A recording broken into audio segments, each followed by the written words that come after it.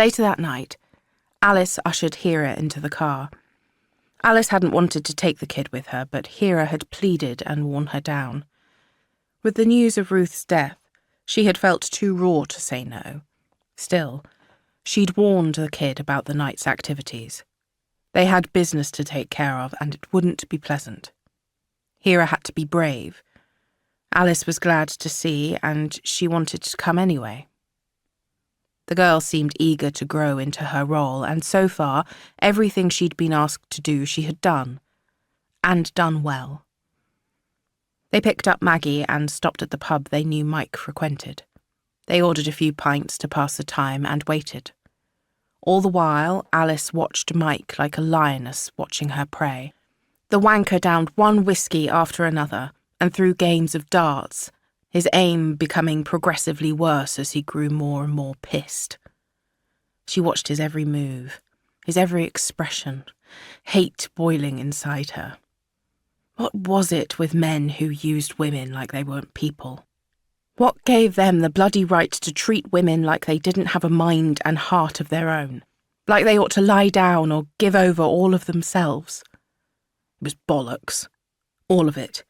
And she was goddamn sick of it. At last, Mike met Alice's eye. He glanced from her to Maggie and back at Alice again and winked.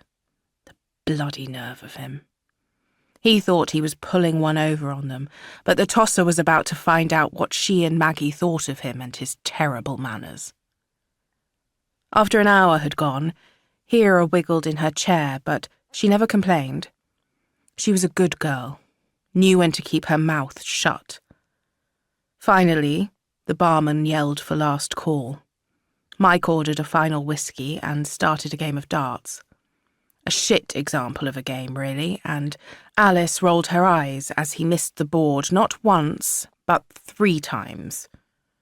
When the lights flickered to send everyone on their way, Alice exchanged a look with Maggie. "All right then," Maggie said, downing the last of her pint. Alice laid a hand on the crown of Hira's head. "Are you ready?" Confusion crossed her features. "Are we done?" "Almost. Let's go." "Do you think Biscuit is safe?" Hira asked as they walked to the car. They'd left the dog in the car, and Alice knew the kid had worried about him ever since. "He's fine, and you can wait with him while we finish up here."